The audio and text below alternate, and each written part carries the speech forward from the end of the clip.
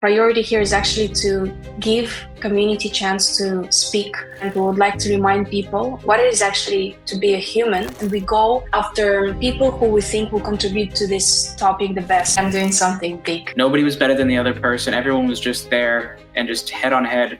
We're just here to share ideas. We're all, neck and neck with each other. People forget that it's just purely run by the simple will to help the community share their new ideas. It's horizontally an event where you feel you can be heard and you can be understood. They used to be 18-minute talks, now they're 8-minute talks, right? To tell you that I go after massive amount of followers, no, that's definitely not at least my personal goal. What matters is the speakers and basically how you will make people feel during your event. What do I get in return? And it gets to, I would say, all about money topic. Anel, I'm not going to steal your thunder. Who the heck are you and what are you doing here today? Hello, Ryan. So I'm Anel Imanbay. I think you've invited me as one of the TEDx organizers. And I am a very newbie, a fresh starter of TEDx world. I got my license only in August to organize a TEDx event called TEDx Marvila in Lisbon, in Portugal. Marvila is a very artsy, Shoreditch wannabe neighborhood of Lisbon that used to be different before, and it's now evolving in many ways. And what is it that made you get started being a TEDx organizer? Because it's definitely no easy feat to accomplish. Number one, love towards TED and what TED actually brings. Sharing ideas, helping communities to grow, personal development. And I think there is no better way to grow yourself personally than actually organizing TED. Because when you get a chance to organize TED conference, you meet speakers, you meet partners, you meet sponsors, you manage a team of volunteers. So it's in such short journey since August, I definitely can say that even professionally, there's a lot of skills that I leveled up 100%. So there's number one, love for education and knowledge and new knowledge and ideas. That's the core value of TEDx. And number two, love for community, where I live in Marvila. It's a very beautiful community where both Portuguese and foreigners live. And this is kind of my way of thanking local community by bringing TEDx world here. I know a lot of speakers, myself being one of them. When I applied to my first TEDx talk, I thought, I could only apply in my hometown TEDx event. Then I ended up giving my first one in Madrid and my second one in a town in England. So for you, in the way you find your speakers, how do you are there location restrictions? Like I was speaking to the TEDx Bucaramanga organizer earlier, and he said, yeah, we just take people from this town. Every TEDx is different, event is different. How do you go about it for your speakers? First of all, kudos to you to speak on the two TEDx events, because I know I've met recently in Atlanta a lot of TEDx organizers, and to get curated and get actually chance to speak on stage, it's a definitely massive achievement. So congrats, Ryan, on that. On how we do it on TEDx Marvila, the number one priority here is actually to give community chance to speak and share new ideas. So of course, number one priority is to find local stars, so local people who want to share their new ideas. Number two, we also want to, and we've actually been asking around, interviewing people around, people also want to hear new ideas that comes from outside of Marvila or outside of Lisbon. So we also have people who will be flying in to speak on our stage. Of course, it always comes to the topic of the event. The theme of the day that we are announcing is the art of being human. And there's a different topics inside that. So through our event, we would like to remind people what it is actually to be a human. How do we carry this name with dignity and respect? And how do we stay humane? And then we start to actually think and then brainstorm with our team who will be the best candidate, who are both locally or internationally. Because there is a huge appetite and a huge interest, at least in the Marvila, to also hear international speakers. And for the way you guys book your speakers, are you guys thinking about throwing an application page and waiting for people to find and apply? Or you guys work as a team and have certain speakers in mind that you say, this person is great, I'm going to go reach out to them? I know every TEDx organizer has their own method and to the madness, so to speak. What you've decided for you and your team this year? That's exactly a question I asked when I traveled to Atlanta from other TEDx organizers. Like, how do you find your speakers?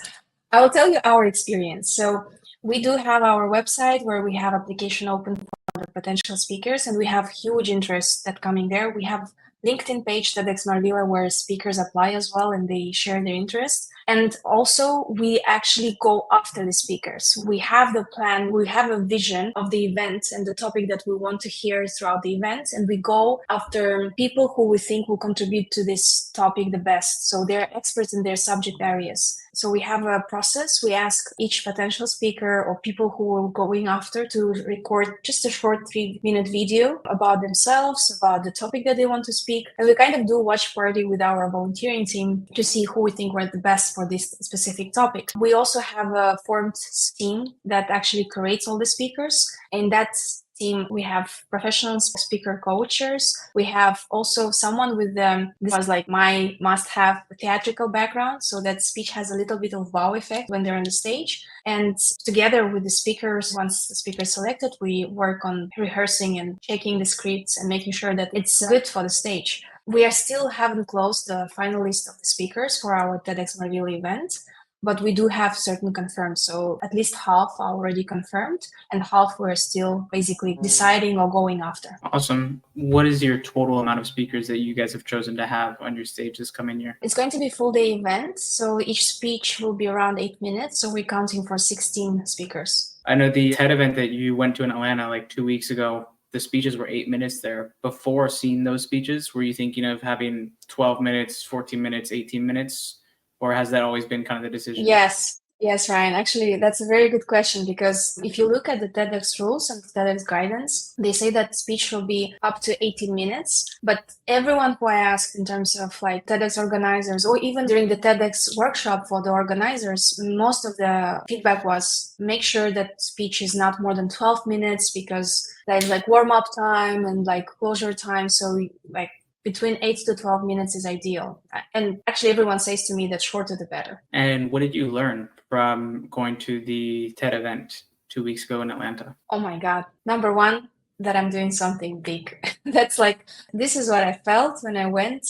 First of all, before the TED Next, there was workshop for TEDx organizers, which was super valuable. I highly advise everyone who just applied or thinking to apply for a license, or ideally apply for a license and then go to that event before you actually organize your own, because you get kind of hyped up and you get energized and inspired by all the experienced TEDx organizers. But most importantly, you also get their valuable advice, feedback, and suggestions. There are certain things that I was not aware that actually was possible to do when it comes to, I don't know, raising money or finding partnership. And that next event itself, I think it's a must-have event for anyone who wants to grow, who wants to learn something. I've never met so much like-minded people in one place. Besides the talks themselves, you can be in the queue to grab your lunch or coffee, and you meet an amazing person who have achieved so much in their life, but they're simple, grounded, down to earth, happy to share their knowledge. And I think that's what makes the TED conferences unique. And like, basically for me, that's why I'm telling you that for me, the biggest takeaway was like, oh my God, I'm actually bringing TEDx to a tiny neighborhood called Marvila in Lisbon. And this is something that I'm doing right. So actually, that's what I felt like. This is the right thing that I'm doing. So, I knew that before, but this was like just reconfirmation, reassurance of that I'm on the right path. It's interesting you say that. In one of the organizers that I had speaking to earlier today, he was saying how it's he said the word in Spanish, but translated to English is very horizontal. Nobody was better than the other person. Everyone was just there and just head on head.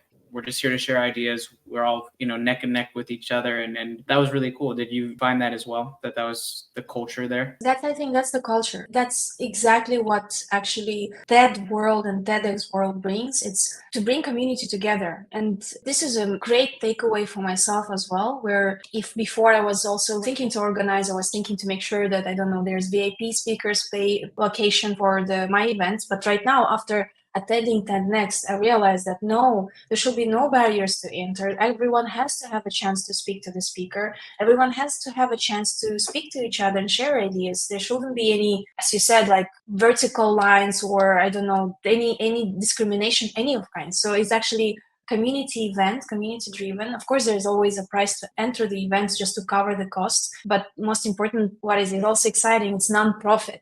People forget that all those events are non-profit. It's just purely run by the simple will to help the community share their new ideas. And yes, it's definitely, I would agree with Renzo. It's horizontal event where you feel you can be heard and you can be understood, which is very important. And for a few of the speakers that I've learned were at this and actually speaking at this TED event, a few of them were content creators, and that's how they actually got found. And the two organizers I spoke with, one was Renzo, one was Manuel. They were saying how they think that that is where TED is going to connect with the younger audience. You notice they used to be 18-minute talks, now they're 8-minute talks, right? Where content creators kind of connect with a younger audience, not, an older audience all the time. So for you, where do you see analyzing that? Do you take pieces of that and use that for your speaker selection where you look at content creators, or does that change the way you guys go about selecting speakers after seeing what they've done? I'm a marketeer, so I think when it comes to duration of the speech or anything that will catch attention of the guest is very important to take into account. So I agree that attention span is very low, not only for new generation, but actually for everyone because of the information noise we have. But even the topic or theme of the event that I'm announcing, Art of Being Human, is very meaningful theme. So for me, what is more important to bring meaningful ideas, people who would definitely bring value when it comes to the event and the community. So to tell you that I go after massive amount of followers, no, that's definitely not at least my personal goal. What that did, like they could even bring bigger content creators. They have huge potential to do that. But they did not do that. They actually brought content creators, yes, with several million followers, but the speech was super powerful, definitely out of the box idea, something that you didn't hear before. So it wasn't about virality. It was also about sharing what that young generation know with the rest of the community, with the rest of the world. So I wholeheartedly believe that curation team in headquarters, they go after meaningful topics and someone who could do their best when it comes to deliver that new idea. And that's my takeaway. It's exactly the same, I would say, pathway I follow. If the speaker happens to have several million of subscribers or followers, definitely a huge plus. However, I think that's what is TEDx about. It's to bring new ideas in a best and meaningful way. For the speakers that you and your team are looking out for and kind of scouting and seeing, oh, this person would be great, where do you guys normally find them? Is it YouTube? Is it you see them in an article, or what does that look like? And I'm asking for the PR speakers out there that maybe they're looking to get their message out there and branding out there to get the attention of TEDx organizers, but they don't know where to put that attention. I think, of course, it depends on the event you're organizing, but if you're actually asking for TEDx per se, TEDx has such a big name that invites people and speakers on its own. That's what I've realized in this short 3 months experience that I've been organizing TED. Every 360-degree search works. So what has been working for me, like we have a core team volunteers, and then we have backup volunteers, and the core team, you actually announce the topic and someone knows someone who will be potentially interesting for your speech. Then you talk to and pitch your partners and sponsors. You say like, yes, I need actually money to make this event super meaningful and super interesting for this community. What do you think? And then you start to brainstorm, and somehow that business owner knows someone in that field and that will resonate with the topic. Then you start to talk to PR agencies around and they start to recommend you because you're actually organizing TED, or because actually all the TEDx organizers are usually they aspire to learn and aspire to network. So you get to go to other events as well. And when you go to other events, you see that there's actually somehow interesting speaker that you exactly what you were looking for. And or someone just brings you, I'm looking at the magazine called Magazine Cultural in Portugal.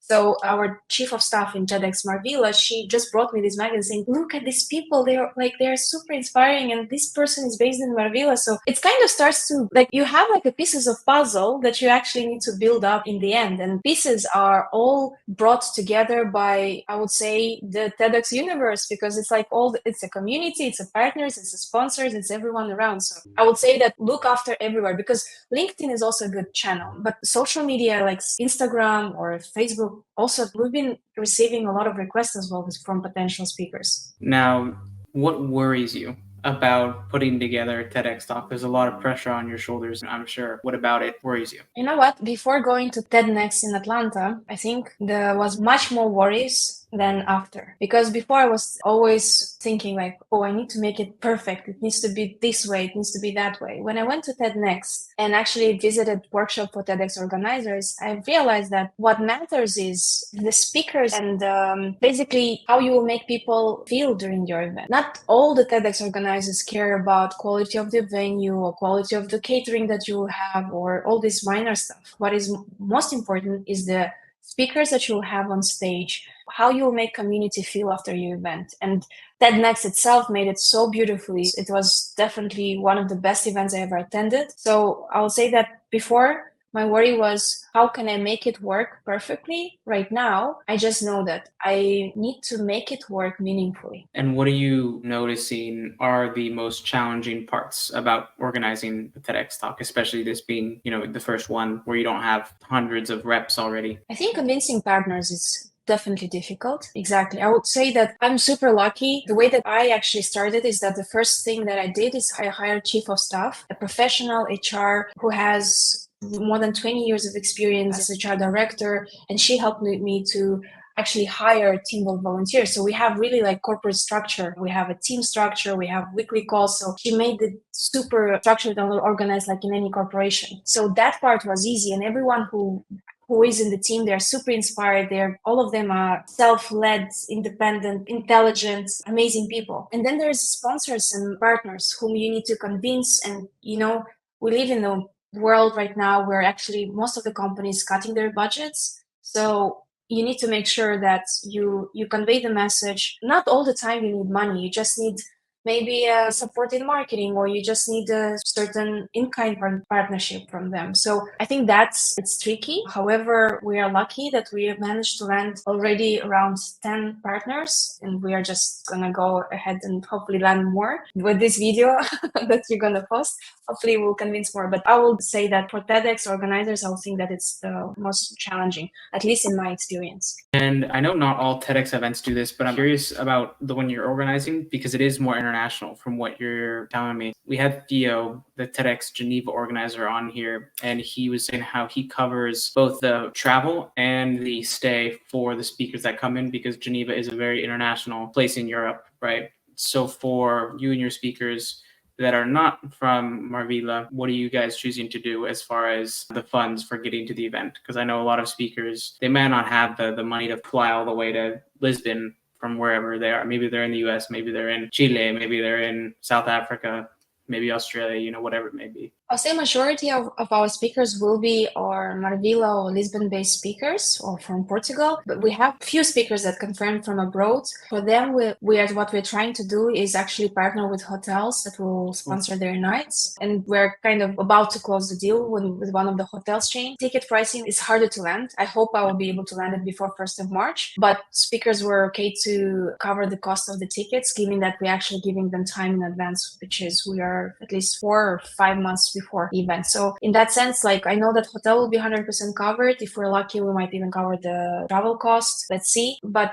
in terms of other expenses for speakers, I think it's most important to explain to speakers what kind of value you bring as a TEDx organizer, because they get a lot of backup support from us. They get to speak to professional speaking coaches. All their speeches are curated in a way that we try to help them to make their speech even better than it is. They're subject area experts, but with the support that they get, it's definitely, I would say, invaluable in that sense. So I think it's also important to remember that. And what are some of the objections that you get when you're talking to the potential partners and sponsors of the event, that maybe if they're listening to this here, you can let them know prior? So if you do get on a call with them, they kind of have those already addressed in their head? I'll be brutally honest. When I present TEDx Marvila, and the number one question from the partner is like, what do I get in return? And it gets to, I would say, all about money topic. I just understand that this is not our kind of partner, because everyone who we have landed, they believe in the idea of TEDx. They believe that it's truly a stage to share new ideas with community, to help community to understand things better, to intellectualize them. And those those who we have landed are those partners who care for their community. So we have already general sponsor being confirmed, and they also resonated with the theme of the day, art of being human. So for me, that's a filtering for myself. It's not always about us going cold calling and headhunting the partners. It's also us selecting who do we want to partner with. On the line, we see that our values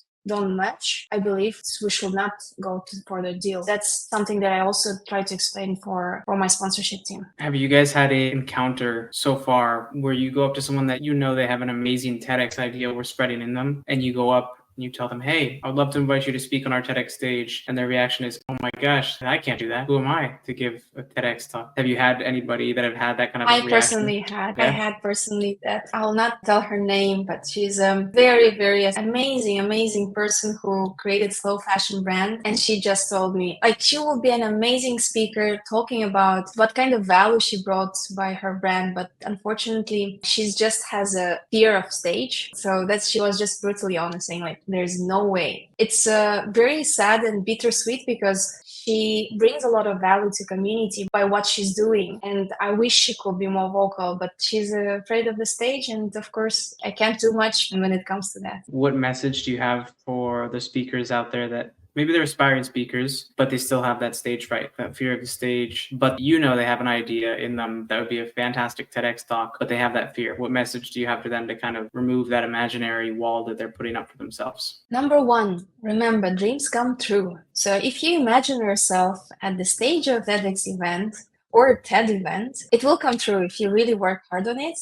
It all comes with the small steps. I will say go and rehearse. So many clubs exist across the world, so much communities who love public speaking. I'm sure you can find even online communities who will be happy to help you out. Go and volunteer to be a TEDx organizer in your city, in your neighborhood. If there is no TEDx event, then go and apply for a license and organize TEDx event and learn from the professional speakers. But I think most important is to expose yourself to the stage, whether it's stand-up, whether it's karaoke nights. Just go into the stage, expose yourself. Only by trying, you can actually understand that fear is not as big as you think. And maybe you have been hiding a big star inside you. So I will say, rehearse, try, go beyond your comfort zone. It's scary, but it's worth it. Now, 2 more questions for you here. Number one, where can someone listening find you on the internet? So my name is Anel Imanbay. So it's ANEL Imanbay,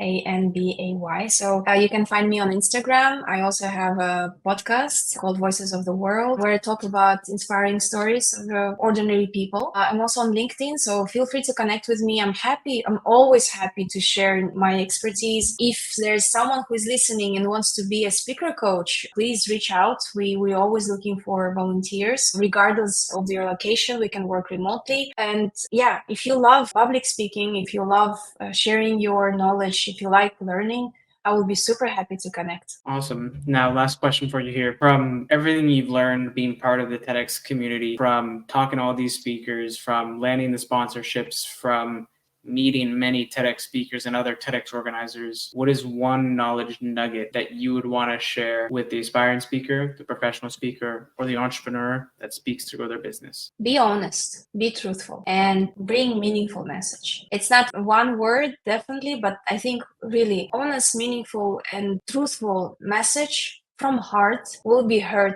by audience. People feel when the speech is fake. People feel when the speech is made by script or ChatGPT or the big team. If it comes from heart, it will be heard by other hearts. So try to bring meaningful message. It's very important. That's awesome.